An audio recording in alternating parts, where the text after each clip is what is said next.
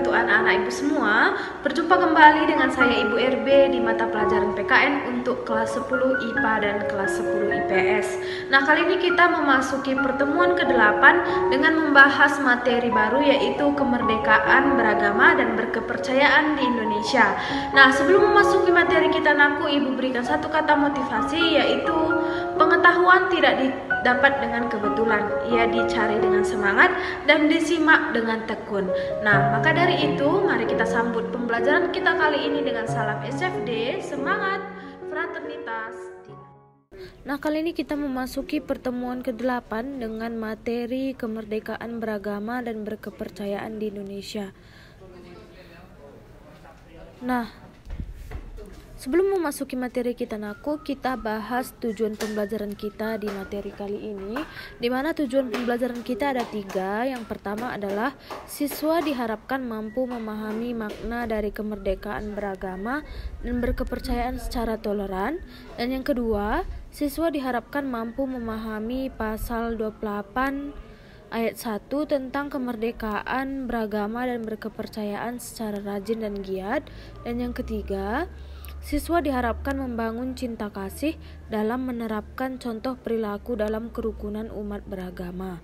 Nah, jadi ini ketiga tujuan pembelajaran kita yang harus kita capai di materi atau pertemuan kali ini.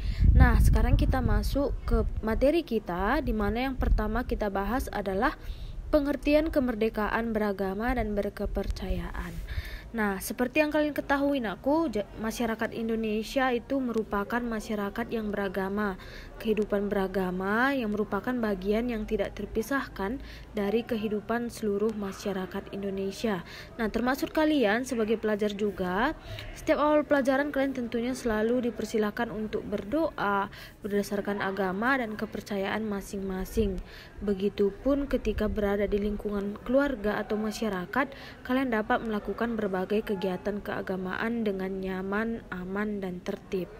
Nah, di sini sudah Ibu tampilkan berbagai macam agama yang ada di negara Indonesia. Ada Islam, Kristen, Katolik, Hindu, dan Buddha, sesuai dengan pimpinan dari agama masing-masing.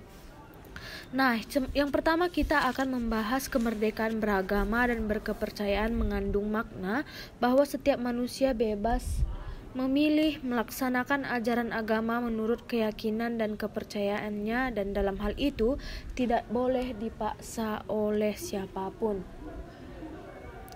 Nah, kemerdekaan beragama dan berkepercayaan muncul dikarenakan secara prinsip tidak ada tuntunan dalam agama apapun yang mengandung atau menyuruh penganutnya untuk memaksa agamanya kepada orang lain, terutama orang yang telah menganut salah satu agama. Nah, di dalam kemerdekaan beragama tidak dimaknai sebagai kebebasan untuk apabila tidak beragama atau bebas untuk tidak beriman kepada Tuhan Yang Maha Esa. Yang kedua, menarik orang yang telah beragama atau mengubah agama yang telah dianut seseorang. Dan yang ketiga, beribadah yang tidak sesuai dengan tuntunan dan ajaran agama masing-masing. Nah, jadi ketiga poin itu merupakan yang tidak termasuk ke dalam makna kemerdekaan beragama dan berkepercayaan di Indonesia. Nah, selanjutnya di pasal 28E ayat 1 dan 2 di buku kalian juga terdapat di halaman 57, di mana pasal 28 itu berisi ayat pertama adalah setiap orang bebas memeluk agama dan beribadat menurut agamanya dan memilih pendidikan dan pengajaran, memilih pekerjaan, memilih kewarganegaraan, memilih tempat tinggal di wilayah negara dan meninggalkannya serta berhak kembali lagi. Dan di ayat kedua, setiap orang berhak atas kebebasan meyakini kepercayaan, menyatakan pikiran dan sikap sesuai dengan hati nuraninya. Nah, itu jadi isi dari pasal 28 ayat 1 dan ayat 2. Nah, sedangkan di ayat pasal 29 ayat 2 itu berisi tentang negara menjamin kemerdekaan tiap-tiap penduduk untuk memeluk agamanya masing-masing dan untuk beribadat menurut agamanya dan kepercayaannya itu. Nah, jadi itu isi dari pasal 29 ayat 1 di Undang-Undang Dasar Negara Republik Indonesia.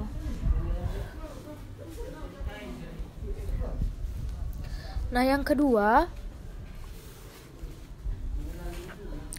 Indonesia telah menjamin persamaan hak bagi setiap warga negara untuk menentukan dan menetapkan pilihan agama yang ia anut, menunaikan ibadah, serta segala kegiatan yang berhubungan dengan agama dan kepercayaan masing-masing. Seluruh warga berhak atas kemerdekaan beragama seutuhnya tanpa harus khawatir negara akan mengurangi kemerdekaan itu.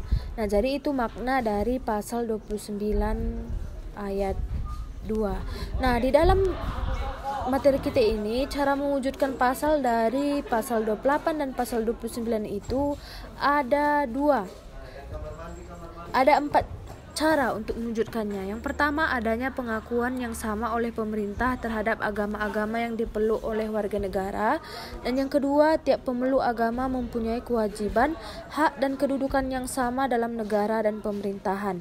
Dan yang ketiga, adanya kebebasan otonom bagi setiap penganut agama dengan agamanya itu.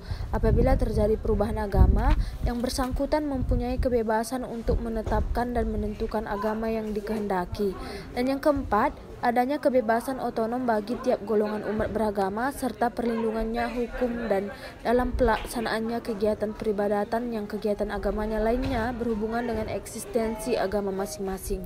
Nah, jadi itu di cara mewujudkan dari pasal 28 ayat 1 dan 2 dan pasal 29 ayat 2. Nah, di tugas kita akan membahas di halaman, tugas kita terdapat di halaman 58 di buku kita, yaitu tugas mandiri. Nah, kalian pahami dulu tugas dari halaman 58 dan dikerjakan di dalam tabel 2.5. Di mana ciri-ciri kemerdekaan beragama itu apa saja, dan ciri-cirinya itu kalian jelaskan di kolom atau tabel di sebelahnya. Nah, tugasnya itu ada di tugas mandiri 2.3. Nah, selanjutnya kita akan membahas membangun kerukunan umat beragama. Nah, di mana kemerdekaan beragama di Indonesia menyebabkan Indonesia mempunyai agama yang beraneka ragam. Agama yang dianut oleh bangsa Indonesia tidak boleh dijadikan hambatan untuk memperkokoh kesatuan dan persatuan bangsa. Hal tersebut tentu saja terwujud apabila dibangun kerukunan umat beragama. Nah, di sini sudah Ibu tampilkan pimpinan dari setiap agama yang ada di Indonesia seperti Konghucu, pendeta, pastor, dan lain-lain. Nah, selanjutnya, di kerukunan umat beragama merupakan sikap mental umat beragama dalam rangka mewujudkan kehidupan yang serasi dengan tidak membedakan pangkat, kedudukan sosial, dan tingkat kekayaannya. Kerukunan agama dimaksudkan agar terbina dan terpelihara dengan baik hubungan dalam pergaulan antar warga baik yang seagama, berlainan, agar maupun dengan pemerintahan. Nah, di negara kita dikenal konsep tri kerukunan umat beragama yang terdiri atas kerukunan internal umat seagama, kerukunan antar umat berbeda agama, dan kerukunan antar umat beragama dan pemerintahan. Nah, jadi di negara kita dikenal dengan konsep tri kerukunan beragama yang terdiri dari kerukunan internal umat seagama, yang kedua kerukunan antar umat berbeda agama, dan yang ketiga kerukunan antar umat beragama dan pemerintah. Nah, sekarang kita bahas satu persatu. Di mana kerukunan antar umat seagama adanya kesepahaman dan kesatuan untuk melakukan amalan dan ajaran agama yang dipeluk dengan menghormati adanya perbedaan yang masih bisa ditoleransi. Nah, jadi di sini sama umat seagama tidak diperkenakan untuk saling bermusuhan, saling menghina, saling menjatuhkan, tetapi harus dikembangkan sikap saling menghargai, menghormati, dan toleransi.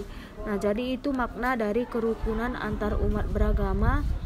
Dan yang kedua, kerukunan antar umat berbeda agama, di mana makna dari sini adalah sarana untuk mempersatukan dan mempererat hubungan antara orang-orang yang tidak seagama dan proses pergaulan di masyarakat.